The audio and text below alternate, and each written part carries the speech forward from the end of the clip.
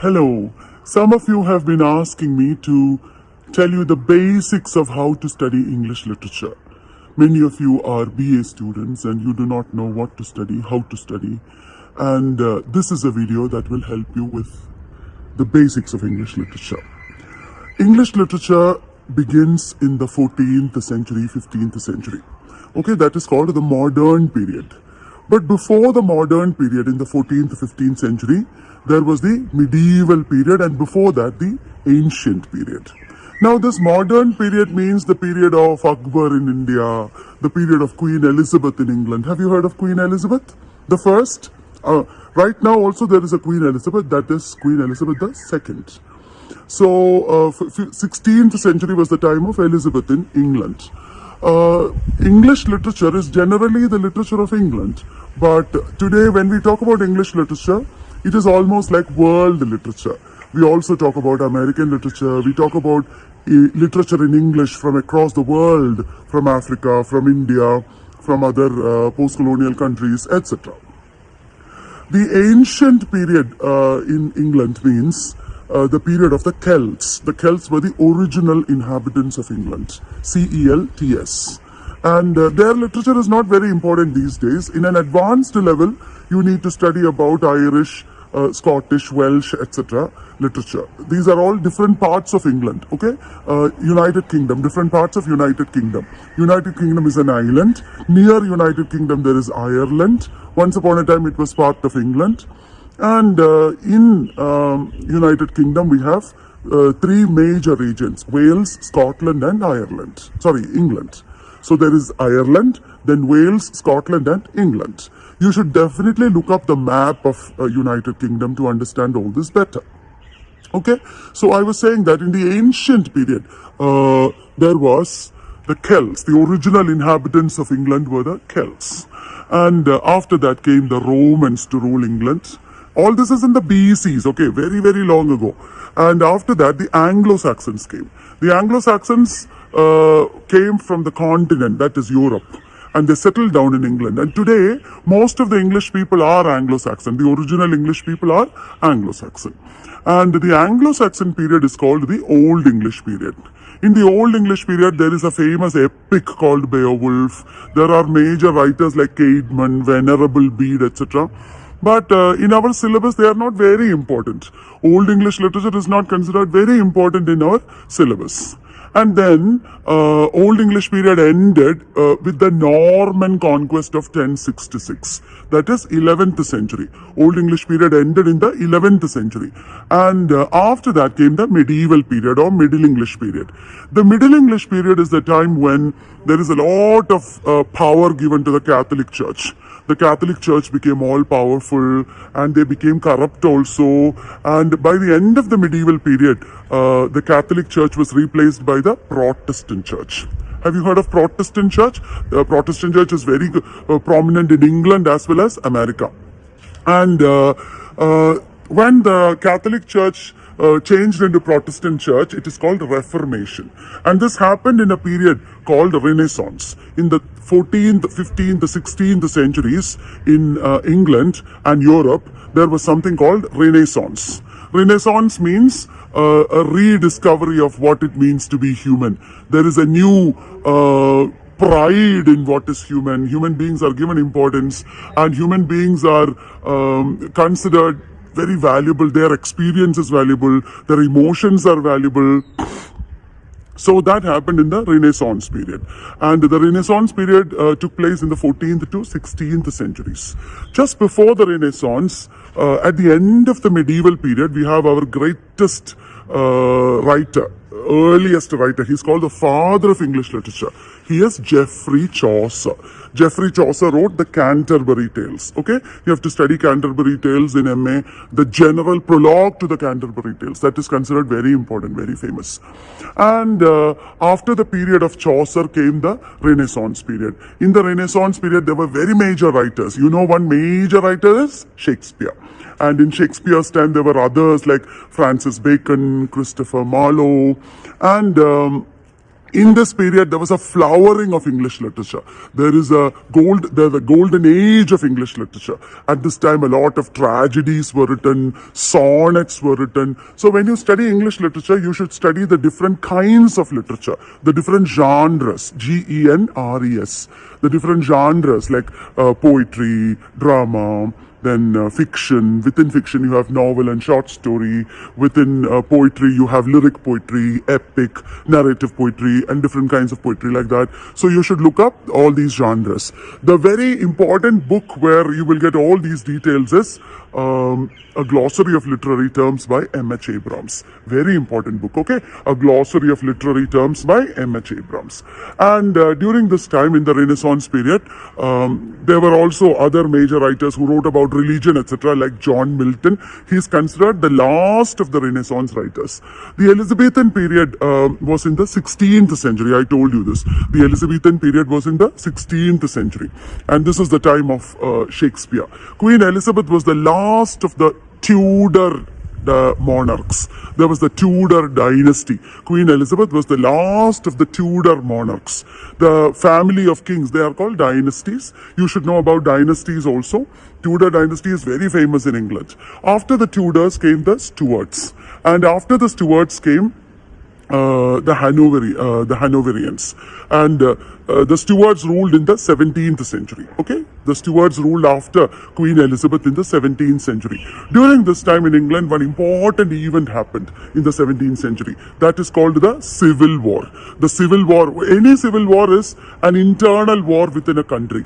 And the Civil War in England means the fight between the Puritans and the Royalists. The people who supported the king are called the Royalists. The Puritans are a religious community. They both of them fought. The Puritans were major figures in the parliament. They were the ministers. That is why they fought against the king. Okay, and the king was beheaded. This is in the English Civil War. That is in the 17th century. 1642 to 60 is the period of the Puritans. And after this, the Puritan rule ended and started the Restoration period. In 1660, there was monarchy re-established in England. And this is called Restoration of Monarchy. During this time, John Milton is a very important writer. John Milton, who wrote Paradise Lost. And in Restoration period, the most important writer is John Dryden. I'm not going into all the minor writers. I'm just giving you a brief overview for all the people who are beginning to study. Okay, please look up all these writers in the internet in Google. John Dryden was a very important figure in the Restoration period. And the Restoration period also saw the rise of Restoration comedy. It is during the Puritan rule, before Restoration, there was Puritan rule, remember. During the Puritan rule, there was no drama. Puritans were against drama. They were against all kinds of celebration. So there was no drama. Theatres were closed in the Puritan period. And in the Restoration period, theatres were reopened and a lot of immoral tragedy and comedy started in Restoration period. That is called, no tragedy, not much tragedy was there, mostly comedy. And it was called Restoration comedy. Some tragedies were also there written by Dryden, etc. So that is what happened in the Restoration period. That is end of 17th century. I hope you are writing down what I am saying. Please watch this video again if you did not write. Okay. And in the 18th century, what happened? There was the rise of neoclassicism. Classicism is what flourished in Greece and Rome. You remember I told you about Renaissance? In the 16th century, there was a Renaissance. Elizabethan period is in Renaissance. During the Renaissance period, there was a lot of revival of classics from the Greece and Rome. Early in the BCs in Greece and in the AD period in Rome, early AD period in Rome, there was what is called classicism.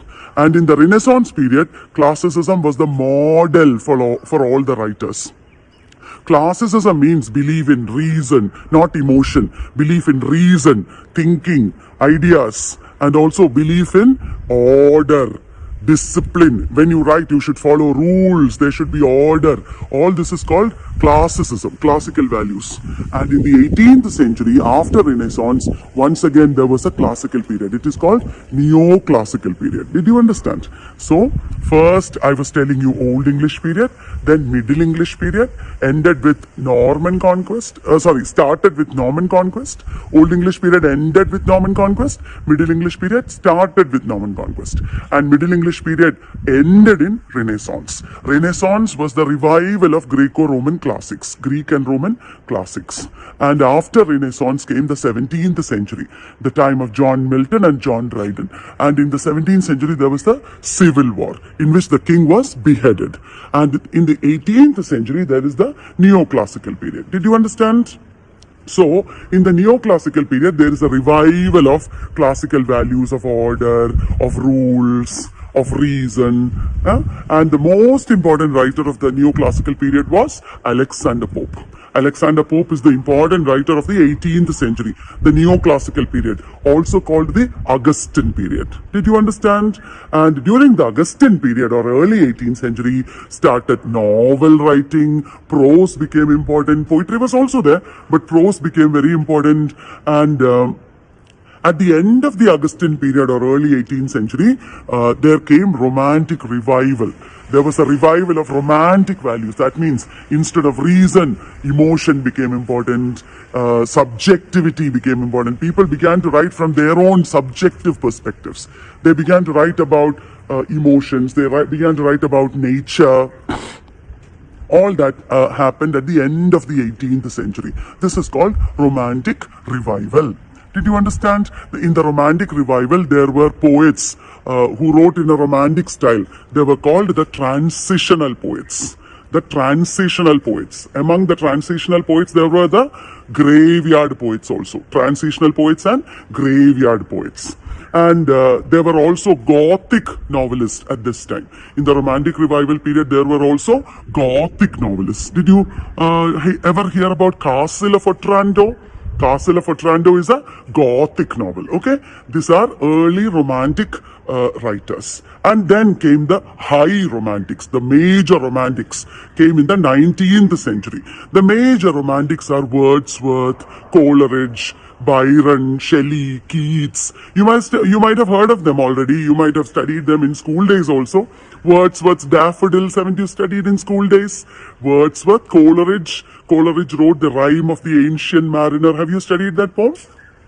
If not, you should read about it in Google. Okay, so these are the early romantics and early and late romantics also, romantic poets. During this time, there was a novelist called Jane Austen. Have you heard of Pride and Prejudice by Jane Austen? Very famous novel. And there was also another novelist, Walter Scott, who wrote about history and Scottish culture and border clashes, fights between Scottish people over land, etc. Walter Scott wrote about. Okay, and in the Romantic period, there was emotion, nature, subjectivity, imagination, supernatural elements, all these things. And this is the 19th century. At the end of the Romantic period, there is a lot of industrialization in England happening. The first industry in England was the textile industry. That was the first industry in England. And industrialization led to what is called Industrial Revolution. Industrialization led to mid-19th century Industrial Revolution. That means so many industries were established and countrysides turned into cities. Lot of mechanization happened. Rural culture and original English culture changed. Money and materialism became important. And many people, like the poets, etc., were unhappy with it. All this industrial revolution and all that happened in the Victorian period. Have you heard of Queen Victoria? Queen Victoria was a very famous queen of England. At this time, colonialism is at its height. England is ruling India at this time. And this happened throughout these periods. From the 16th century, colonialism was flourishing. Colonialism means European countries ruling over Asian and African countries. From the 16th century, colonialism was flourishing and India was being ruled eventually. And Indian rule is at its height. Queen Victoria is very powerful in India at that time. Which time? Late 19th century. Victorian period had a lot of important writers, poets like Tennyson, Lord Alfred Tennyson. Have you heard? Alfred Tennyson. And then there is Robert Browning. Have you heard of Robert Browning? Then Matthew Arnold. They're all poets and critics, okay? Matthew Arnold was also a critic. There were also novelists. I'm sure you are familiar with the novelists. They are Charles Dickens, William Makepeace Thackeray. Charles Dickens, you know, Oliver Twist, you must have heard, right? Please, sir, I want some more. The child is asking his workhouse owner. Yeah. Then Charles Dickens is there. Thackeray. Have you heard of Jane Eyre? The novel Jane Eyre by Charlotte Bronte. There is Emily Bronte who wrote Wuthering Heights. Have you heard? Then there is George Eliot. These are all important writers of the Victorian period. They are all novelists. So, late 19th century is the Victorian period. Queen Victoria died at the beginning of the 20th century, okay? And after that, there is Edwardian period, then there is Georgian period, and then in the Georgian period, First World War happened. In which year did World War happen? For 1914 to 1918, early 20th century. And who are the major writers during this time? Have you heard of Joseph Conrad? Joseph Conrad, who wrote Heart of Darkness, early 20th century writer. Have you heard of H.G. Wells? Very famous writer. Another writer is there that all of you know, Rudyard Kipling, who wrote Jungle Book. Haven't you heard of Jungle Book? You must have watched the movie, right? Yeah. So that is early 20th century. In the early 20th century, after the First World War, 1914 to 1918. At that time, after the First World War, what happened? There is a very major movement called modernism. Modernism happened at this time. Modernism means people lost belief in reality. They began to, write novels and paint art in a very fragmented manner. Have you seen modern art? Modern art means it is not realistic. It is like cut up. It is like fragmented. Nothing is clear. It is ambiguous. Nothing is clear. You know why? Because in the modern period, people believed that reality is not what it seems. Our mind, our subconscious mind is our reality. What happens in dreams is the reality. At this time, there was the very major influence of Sigmund Freud. Sigmund Freud, the psychologist, have you heard of Sigmund Freud, who talked about dreams? Yeah, the modernists were influenced by this perspective of reality. The modernists believed that reality should not be represented in a photographic, lifelike manner. Reality should be represented as fragmented, as multiple, as different for every individual. So in novels, etc., there is no single reality. One story is not there. Instead, the same story will be told differently by different characters. Every character will experience one story in a different manner, like that. And also in modernist narratives, in modernist novels, you see that characters keep on changing. They show different characteristics. They are not the same all the time. Have you heard of modernist writers like T.S. Eliot? T.S. Eliot wrote a very major poem called The Wasteland. The Wasteland is a very interesting poem because you don't understand anything when you read it alone. If you read it like Wordsworth, you won't understand because it's very difficult poem, deliberately difficult poem. The Wasteland needs a glossary or notes or somebody to explain it to you. Only then you will understand. T.S. Eliot's The Wasteland. It's a massive poem. It changed the history of English literature forever. Did you understand? Because the poem was so different from anything that was written before it. T.S. Eliot is a very major writer of modernism. He has written many important poems. Not only The Wasteland, but also The Love Song of J. Alfred Prufrock, Hollow Men, Ash Wednesday, and so on and so forth. I'm not bothering you with all the titles now because this is a very introductory overview. And other writers who lived in T.S. Eliot's time or the contemporaries of T.S. Eliot are James Joyce, Virginia Woolf, then we have Ezra Pound. These are all British writers, okay? These are all British writers.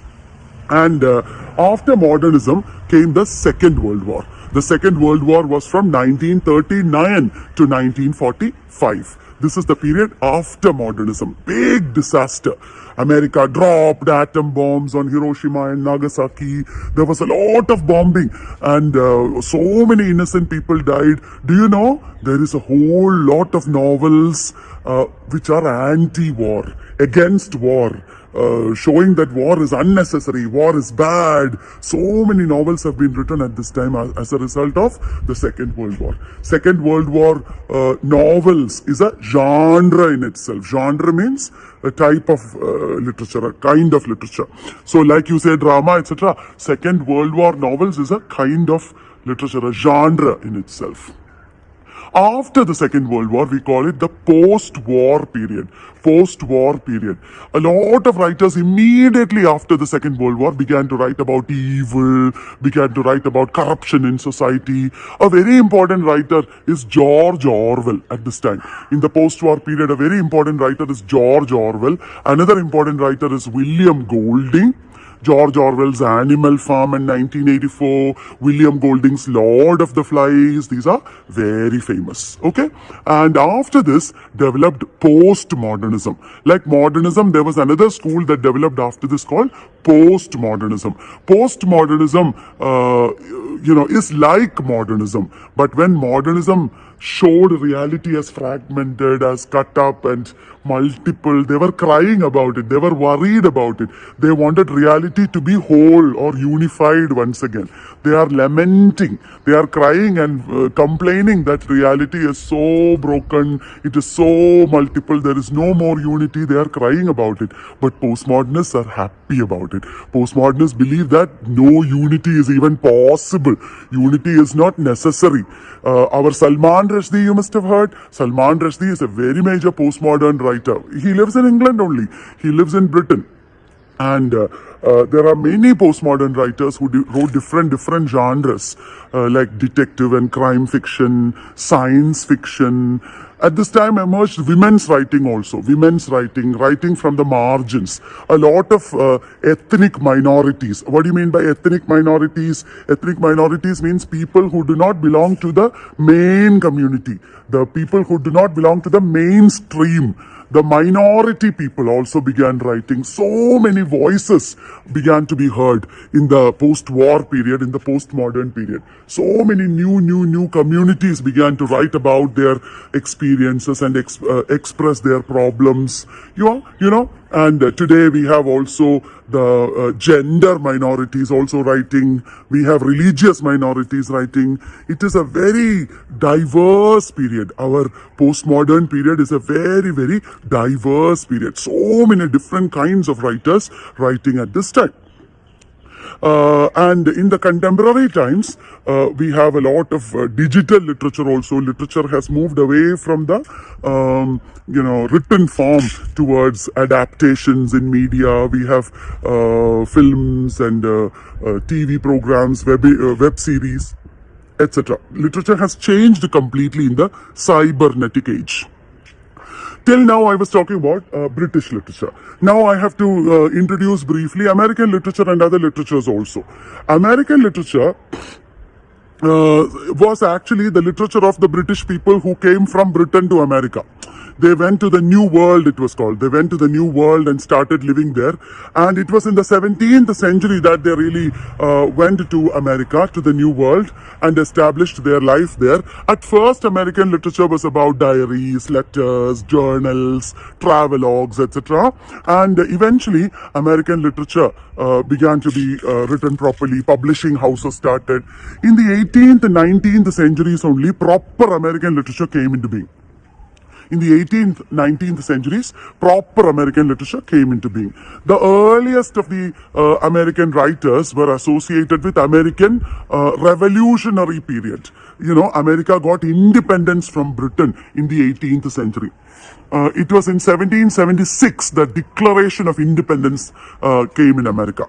Okay? And 1776. At this time, the important writers were Thomas Paine, Benjamin Franklin, then Thomas Jefferson. Have you heard of these names? Benjamin Franklin, you might have heard because he was also a scientist. He experimented with electricity and things like that. These were early prose writers. Okay? And Then in American literature, we have Washington Irving. He was a short story writer. James Fenimore Cooper. He was also a novelist and short story writer. In this time in America, in the 18th, 19th centuries, Americans wrote a lot about white people interacting with the natives, white people's relationship with the Red Indians or the natives of America. That was a very common theme in American literature. And this is called frontier theme. Frontier theme means interaction between whites and the natives. Americans wrote a lot about their nature. Nature versus culture was a very common theme in American literature at this time. Nature as something they have to control and defeat, conquer, nature as their enemy. That kind of themes were there in American literature. In the 19th century, in American literature also, there was Romanticism. Remember, I told you in British literature in the 19th century, after Neoclassicism or after Augustan Age, there was Romanticism. I told you, remember? Like that, in American literature also, there is Romanticism in the 19th century. The important Romantic writers in American literature are the Transcendentalists. The Transcendentalists are a group of philosophers, actually. They are philosophers. Emerson, Thoreau, they are important Transcendentalists. They believed that you can learn everything from nature, that God is there in nature, we are part of God, we have to be independent, we don't have to turn to books or other cultures, we are self-sufficient, we are self-reliant. These are very important ideas associated with Transcendentalism. Emerson and Thoreau, remember. Another writer associated with Emerson and Thoreau was Walt Whitman.